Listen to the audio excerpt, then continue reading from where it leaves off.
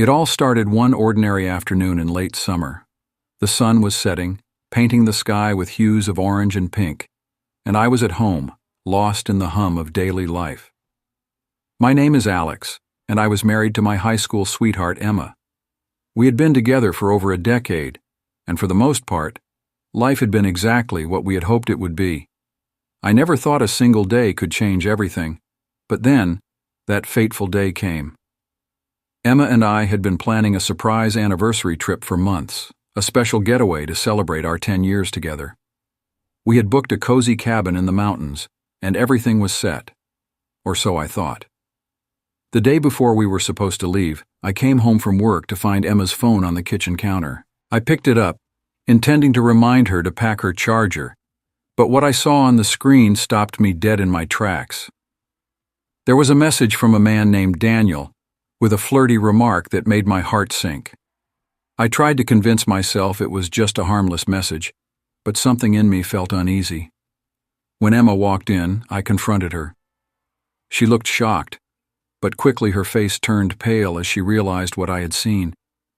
She broke down, tears streaming down her face, and confessed that she had been seeing Daniel, someone from her yoga class, and that it had been going on for a few months.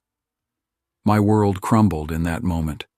The plans for our anniversary, the dreams we had shared, all seemed to shatter into a million pieces. Emma begged me to understand, saying it was a mistake she deeply regretted.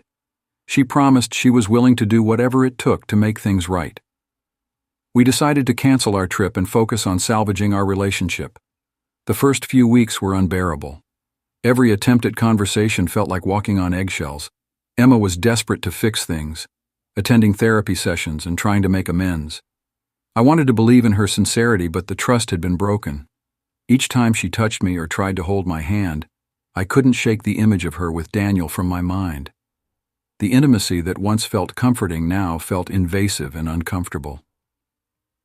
One evening, as I was cleaning up after dinner, Emma came to me with a heartfelt plea. She said she had arranged a special evening to show her commitment to our marriage.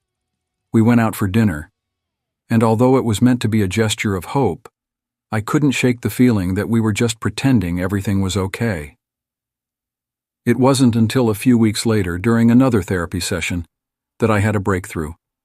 Emma looked at me with tears in her eyes and said, "I'm sorry, Alex. I'm sorry for everything." Her voice was filled with genuine remorse, but the pain of betrayal was still raw. It felt like we were speaking different languages. She was begging for forgiveness, and I was grappling with the fact that our relationship had fundamentally changed. One day, I stumbled upon Emma's journal hidden in the back of her closet. I wasn't proud of snooping, but the curiosity got the best of me. In it, she had written about her struggles with our relationship, her insecurities, and how she felt disconnected from me.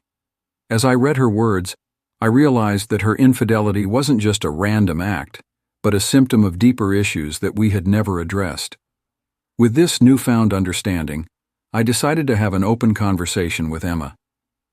I told her that I was willing to try and rebuild our relationship, but it would require both of us to face our issues honestly.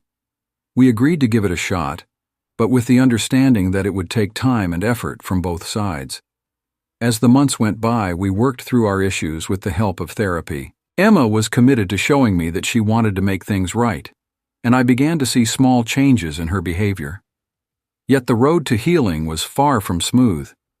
There were days when I felt overwhelmed by anger and hurt, but there were also moments when I saw glimmers of the person I fell in love with.